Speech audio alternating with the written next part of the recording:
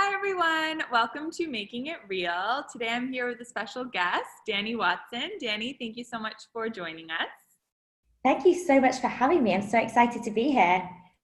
And for those of you who aren't familiar with Dani yet, she's the founder of the Clique, which is a global coaching company that certifies new life coaches and helps women overcome their own fears and limiting beliefs to manifest the life and businesses that they desire. So hopefully you're already super excited. I know I am. And I asked Dani to talk us through a particular topic that I know a lot of practitioners are sort of struggling with, or at least want to get a deeper handle on. And that's really how to use group coaching programs and really group online programs to help them grow and scale their businesses. And I know that Dani is an expert on this particular topic, among others. So I'm really looking forward to diving in. Yeah, and I think I'd probably start with kind of my transition into group coaching, because I know that for a lot of coaches or practitioners, like they assume that they can't get the same sort of results if they take their work out of a one-on-one setting. But I found that to be completely false, because I think when you've got a group of women all kind of going through the process together, that can actually really exemplify their results. Mm-hmm. So yeah, I think that would be the first thing, overcoming that sort of fear and limiting belief. But for me, it was really about knowing that what I offered as a coach really, really worked and was powerful, and wanting to make sure that as many women as possible got to experience my gifts. And I knew that one-on-one was only going to get me so far. And I think as a coach or as a practitioner, it's really important that we balance our own energy, and filling our diaries jam-packed with one-on-one clients isn't always the best thing in the world to do. So group coaching just makes your business way more scalable. Totally. And that's what I hear a lot of people asking about is, oh, I want to scale my business. But at the same time, it's refreshing to hear you say, you know what, by doing group coaching, you're actually adding more value to more people's lives versus just coming at it from, okay, I need to make more money, so I need to do that. I need to bulk everyone together. But what I'm hearing from you is, actually, it's sort of the opposite. It's just because I want to give more value and actually help more people, and they all sort of help each other. Yeah, exactly. And like the energy of the group, if you run your program in the right way, the energy of the group, it becomes magnetic, right? So you have women that are raising other women up and supporting each other. So whilst they're getting support from you and your program, they're getting that sort of support from their peers as well, which is absolutely, amazing. Can you perhaps talk us through your first group program, how you went about it, whether it was just full of a whole bunch of mistakes or it was awesome the first time around? Yeah, okay. Well, I think my first sort of step into group program, my biggest sort of fear to begin with was that, what if I launch this thing and I only have like a handful of people that are in this program, right?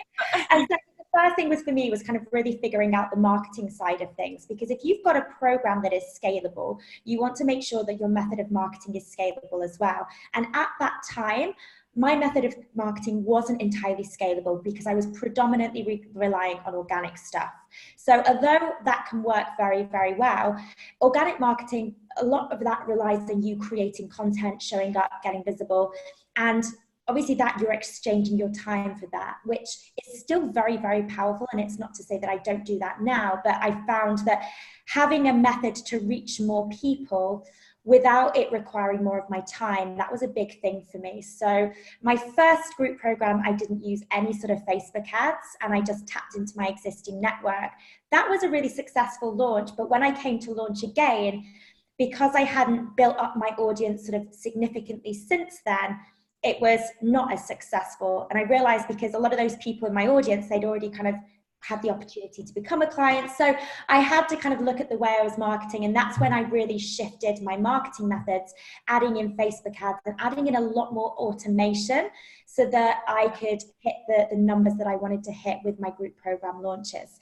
But actually, speaking of launches, we've actually shifted away from the launch model over the past few years.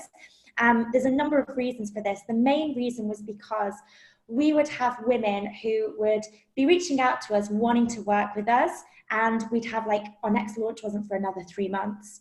And so we were then in this position where we're like, yeah, we really want to help you, but we can't just yet because our program doesn't start. So we've actually shifted to this evergreen model of running our group programs, where we have them constantly running. We still have sort of special offers throughout the year, these sort of special launch phases, but anybody can join when they are ready to join. So that means they can get into the program and get started straight away. And we've found that really, really helps. But yeah, I think kind of tied in with the marketing side of things though, in order to kind of fill out your group programs, you need to have a scalable marketing system. So what we typically teach our students and clients that we support with this is taking somebody from either a Facebook ad or an organic piece of content into what is called the nurture phase. That's kind of your freebie where you're sort of nurturing that lead, and then onto a discovery call. And that, if you've got that set up as a Facebook ad to a piece of content, so that could be a free course or a webinar, to a sales call, if you've got that set up and you're getting calls booked consistently, you don't want to turn that thing off. You want to keep that running, right? But if you're constantly getting calls booked, you want to make sure you've got a program for those people to step into. So yeah, the evergreen model for coaching we found really has worked well for us and for a lot of our clients as well. Interesting. And is that a model that you suggest only once you've hit that kind of that growth spurt, that then you turn it into an evergreen model? Or now looking back, would you suggest, even for practitioners that are just getting started with their programs, is your call to be like, okay, first just figure out one sort of group program that you can start with everyone together? Or would you suggest going that evergreen route right from the get-go? Yeah, great question. So we have clients that have done both of those things. So some people say, you know what, I really just want to practice coaching in a group setting first before I'm kind of doing this evergreen thing. So they want to have almost like a practice run. So they'll perhaps beta test their program, where they'll tap into their existing audience and say, look, ladies, like, you've been following me for a while. I'm launching a group program. It's going to be this amount in the future, but because you've already been a part of my community, I'll give it to you for this amount. Having that experience to just kind of test it first. And then it might be, we've had clients actually that have got sort of a month into their group program and have decided, actually, you know what, I feel ready to kind of onboard more clients into this. And so then they'll gradually start filtering clients into that group program and then shift it into an evergreen model. Right. And do you have any tips or strategies around how to keep it feeling like people are in a program, even though people are popping in and out at different times? Because as you mentioned, it's a really great way to sort of keep up momentum and increase accountability. But if people are just kind of popping in here and there, what are some ways that you can still feel like you're all part of a group? Yeah, that is a great question. So we have, even for all of our group programs, we have Facebook accountability groups. And so whenever somebody joins the program, we give them an introduction. It gets easier actually once your business is scaling. So let's say you've got a new client enrolling every day or every other day, then you know that you've got people that are joining at the same sort of phase. So what we tend to do is we partner people up with accountability partners. So people that have joined at a very, very similar stage to what they have. But yeah, having that sort of introduction. And what we find as well is, especially for our coach training program, a lot of the women who are in the process of learning how to coach and developing their skills and wanting to have practice sessions, they can connect with people that have just started the program, which means those newbies are getting sort of practice coaching sessions as well. So they're getting that experience of being the coaching client. So yeah, it's just finding ways for your existing members to connect with each other and kind of partnering them up. Yeah, that's a good one actually, because I've joined different Facebook groups where, again, they'll sort of ping me and they'll be like, oh, Kiki's new here. But then I just sort of read it and then I move on with my life. But if I had someone that I was partnered up with, then it's harder to ignore, right? Yeah, and we've just started testing Voxer.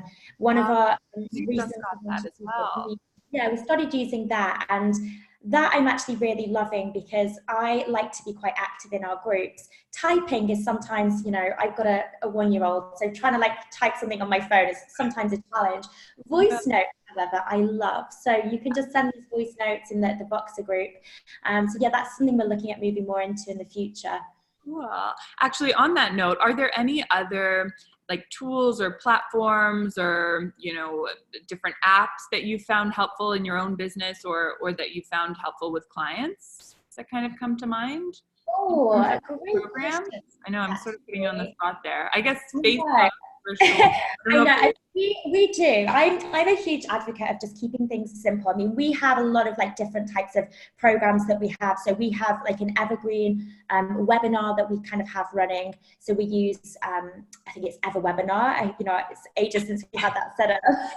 But I like to keep most of our stuff just quite simple. So we do these sort of free courses. We use Kajabi for that. But yeah, most of our stuff kind of happens via our social media platforms. Makes sense.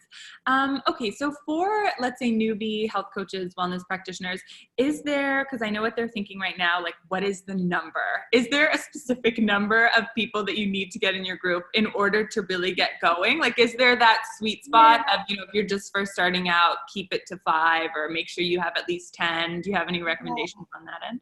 You know what? It's funny you should say that because I was having this discussion with one of our clients just this morning because, and we really what it boils down to is that it's an ego thing, right? Because our ego is like, oh God, well, what am I going to look like if I just have one person in that group? And really, this is about us. It's about, are we providing an amazing service to that one client? And I said to her, well, look, even if you've only got one person so far in your group program, they're getting this amazing opportunity to pretty much have access to you one-on-one.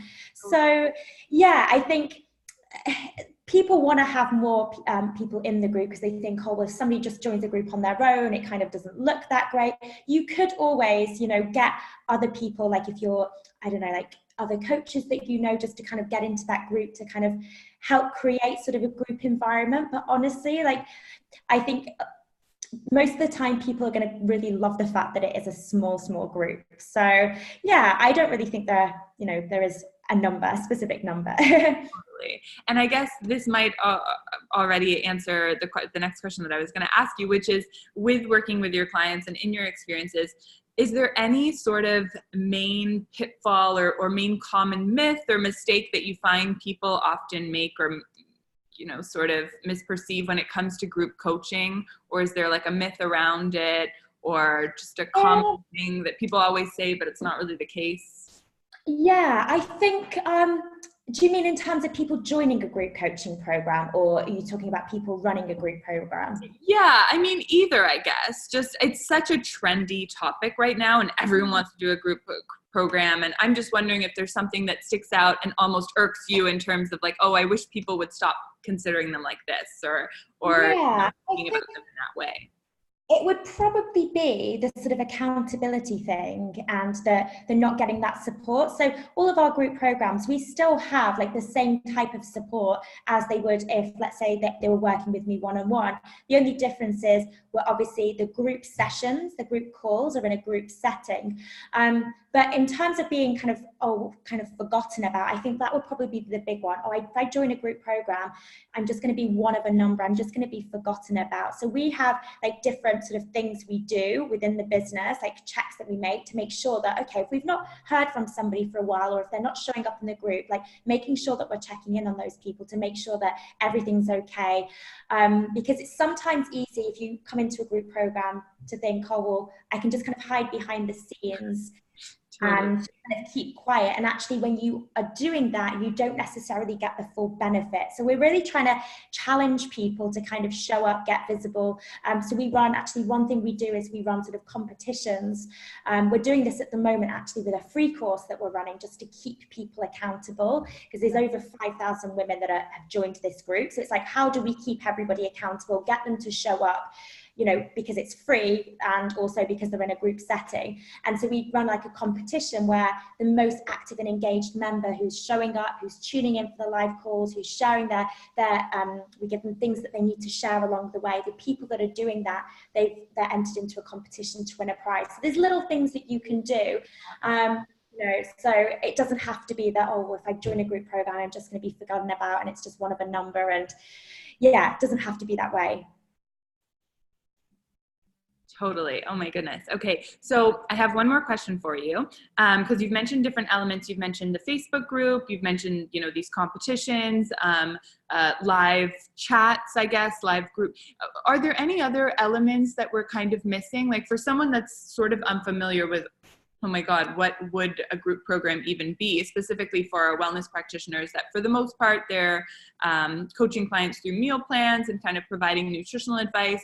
Are there any other elements that we're missing? So if they set up, a Facebook group, if they have maybe a program handout, if they do like a live weekly call, is there anything else that's jumping out at you that might be missing that they could put in the loop? Not unless they needed to add in any extra support. And this is where you can perhaps think about what can I add in that will differentiate me from other people out there. So one of our programs is aimed at coaches who've already got a business and are looking to scale through things like group programs and setting up ads and things.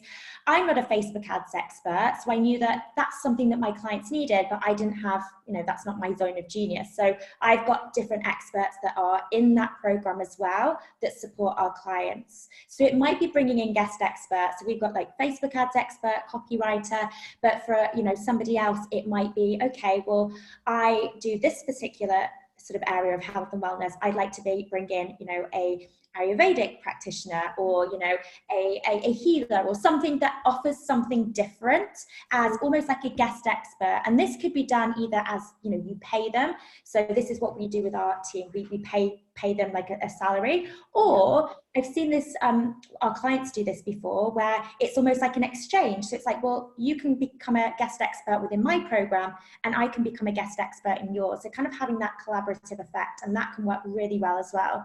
Oh, I love that. Especially for our wellness practitioners now that they're really trying to incorporate more mindfulness into their programs. It would be interesting to hire, a meditation expert or something that could provide maybe some audios and stuff like that. So yeah. Yeah, exactly. So we actually have one of our clients recently, she is a health coach for mums with postnatal depression. So she focuses on sort of the food side of things, like the health things, but she's actually collaborated with a mindset coach who provides support with mindfulness, meditation, limiting belief spheres and things. So yeah, that collaboration works really, really well.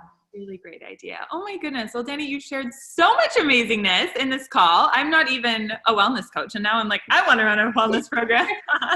So I really appreciate it. I guess in close, you're obviously up to so much goodness, and I think a lot of our listeners and viewers today would be interested in possibly joining one of your coaching programs because it would be geared to actually them. I just want to clarify that your programs are not necessarily, it's not food. It is around becoming more of this kind of stuff. So would you mind sharing a little bit more about what you have on and how people can connect with you? Yeah, of course. So our two sort of signature offers are the Clique Academy. So that's sort of our life coach mindset training certification. And then the Clique Elite, that is our program for women who are already coaching, really wanting to grow the business side of things. It's a blend of both business and mindset. And probably the best fit place would be to go to our website, wearetheclique.com. We're also on Instagram as well, We Are The Clique. Perfect. Love it. Thank you so much for your time today, Dani. Thank you so much for having me. It was so fun. See you soon. Bye. See you.